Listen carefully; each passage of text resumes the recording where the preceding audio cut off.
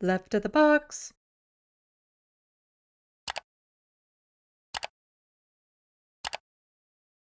So somebody saying she doesn't have the time, energy, or cash to enjoy her life outside of work. And these type of videos just always makes my heart hurt. Why is it that I have to work 40 hours a week just so I can have a place to live?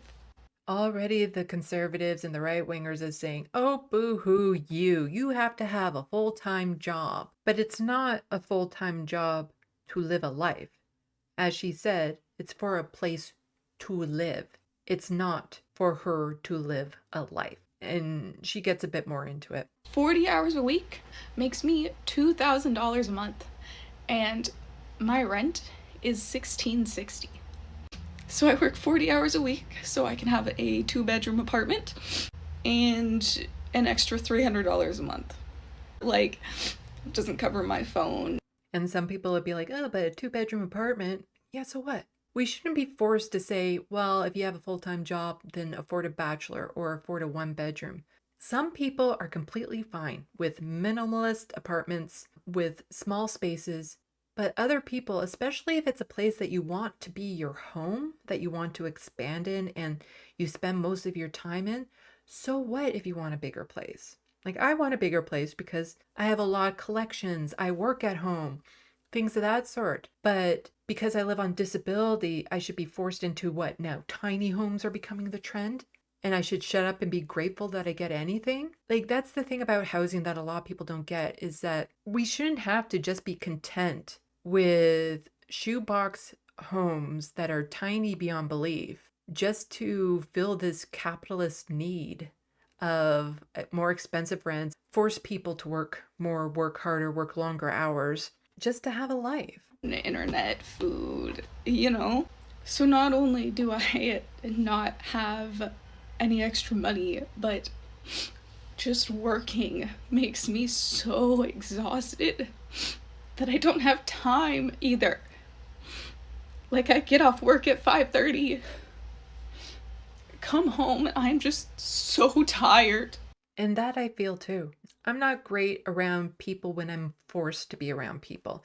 So I can be fine in groups of people, crowds even, have people over when it's my choice, when I'm choosing to go to these environments. But at work, I don't have a choice when I worked in an office. There were people there I had to be around. And so for me to be in that environment for the workday was so exhausting that by the time I got home and unwind and just kind of decompressed from that workday, even though my job wasn't particularly like straining on me, it was just the social interaction aspect and the fact of being out there. By the time all of that happened, it's almost time to go to bed.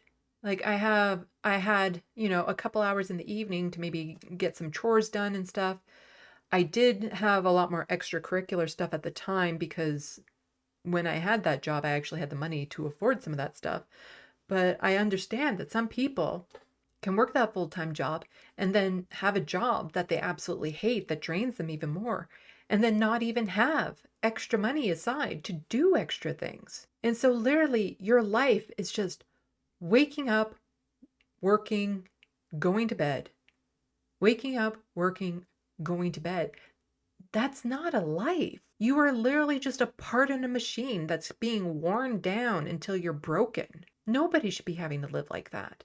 And then you have weekends or something, but you run into the problem that just as you're starting to really decompress, it's Sunday afternoon, evening. And then the anxiety will start creeping into you already. Like, you have no time to recover because the anxiety of the next morning you have to wake up and start that cycle all over again starts overwhelming you and burdening you. So then you can't even enjoy that little bit of free time that you might have on the weekend. Not everyone has that free time. Some people have, work emails and stuff that they still have to get to. And that's the time where you do have to then like do your chores and all that sort of stuff. Like, there's no downtime. There's no time to explore your hobbies, explore your talents, to learn new things if that's what you want to do to better yourself. So you're living your life and it's very stagnant. you're not growing, you're not developing as a person. You're just staying the same. That's no way to live a life. You should be able to explore who you are and find out what you can achieve, not just be ground down to nothing. I'm so tired that, like, anything that I need to do outside of work, I then just push off to, like, the weekend. And I'm like, I'm just too tired to do this after work. I'll wait until Saturday. So then I end up with so much to do on the weekend that ends up having to be split into 2 days. So I have to do stuff on both Saturday and Sunday. So then I don't get a day off. I don't get a day to relax. I don't get to decompress. So it is really. And that I feel so much. Like I mentioned earlier that me doing this, a live stream 3 days a week turns into 6 days of work because when I clip it and stuff like that, that's like another days. Fortunately, though, I don't need to really decompress from it because I'm at home. I'm doing it at my own pace. I can take breaks. I have my cats. So for me to work 6 days a week doing this when I have other interruptions, it is still a bit of a strain, but it's not completely draining of me. Like I still have time that I can do other things. I can go for my walks. I can chat with friends.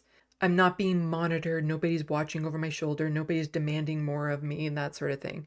And I don't have that extra social pressure draining me all day. So for me to do 6 days, like to work on video 6 days a week, isn't that big of a deal. Except sometimes I do want to focus on my art, and I have a hard time doing both art and video a day, which is why then I might skip a day of live streaming so that I have more time that I can maybe just work on my art. And I'm still trying to figure out that balance. Really like working 7 days a week constantly. And I don't want to do that anymore, right? Like, I don't care how poor and miserable I would have to be, but I literally can't have a place to live without this, Like, And that's what a lot of people found out during COVID, during the lockdowns, was how nice it was to actually just be at home with your family and be taken away from that. And a lot of people realized that they would rather be broke, poor as all can be, than to go back into the situation where they never got to see their family. Because she looks quite young. How is she supposed to meet someone? How is she supposed to start a family? To raise a child when she literally has no time for herself, to even just go on a date, to meet people, to hang out with a friend. And yet they want people to have families. They want people to have more babies and all that sort of stuff. When does she have the time?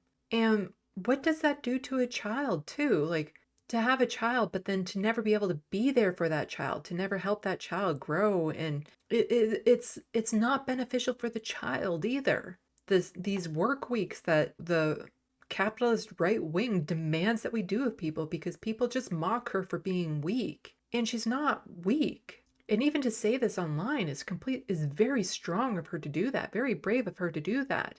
Because this lets other people know that they're not alone, that they're not the only ones struggling with this horrible situation. And it takes a lot of courage to put that out there. But this isn't her being weak. It is literally her saying that she's at a breaking point. And that's the end throes of capitalism that we're in right now. So many people are at their breaking point. The life that we were told that we were going to have as kids, that you can do anything you want and all that sort of stuff. People are waking up, and now not even the bare minimum is achievable. Not even being able to go see your kid's baseball game for a lot of people is achievable. To watch a kid grow and or to spend time with your partner, to have a date night with your partner, or to go out on a date, to find somebody new. Then what's the point of living your life being forced to be by yourself? I don't know what to do. I'm not made for this. Nobody is. That's the thing. Nobody is made to be working the way that we are. We weren't designed for that. That's not in our nature. We're social creatures. Some people can spend time by themselves, but eventually a lot of people want to spend time with other people. We aren't made to just be a cog in a machine. I don't have the money, time, or energy to enjoy my life outside of work, and I don't know what to do about it anymore, you know? I'm so tired. Like, to me, that's so sad. And that's so many people's reality right now. Like, what's the point of living if there's no joy, if there's no happiness? Like, this is something that always gets on my nerve. When people who are on fixed income, disability, or something have a luxury, a single luxury that they might like. I have a friend that every week, even on disability, the thing that she does for herself is gets a pizza. And then people will say, well, how dare you spend so much money on a pizza? You should be spending it on other things. You're just wasting your money, blah, blah, blah. It's your fault that you're broke and you can't budget. Other people might be having Disney Plus because they like the programming on there. Like, some people might like swimming, going to their local pool and swimming once a week or something. But we're told, no, no, no, you're not allowed to have that.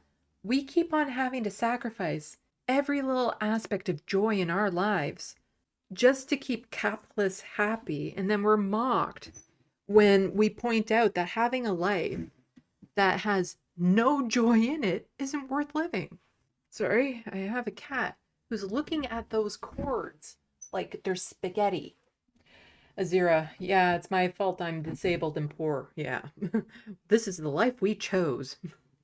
So many people just don't get it. They just don't get it. Hive sigh. My son is 19 dealing with this same burnout now. They refuse to just accept it. This generation might change things. Hive sigh. Well, I don't think I've seen your name in the sandbox before, so thank you for coming out.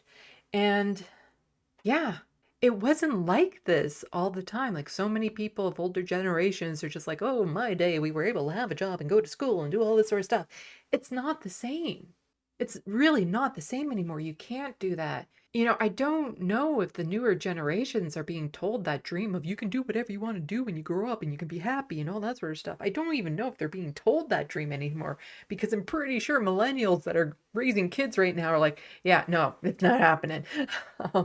But so many people are waking up to the fact that there should be more to life than just working for some corporation that will never care about you, that doesn't appreciate you, that you'll never grow as a person and just learn who you are.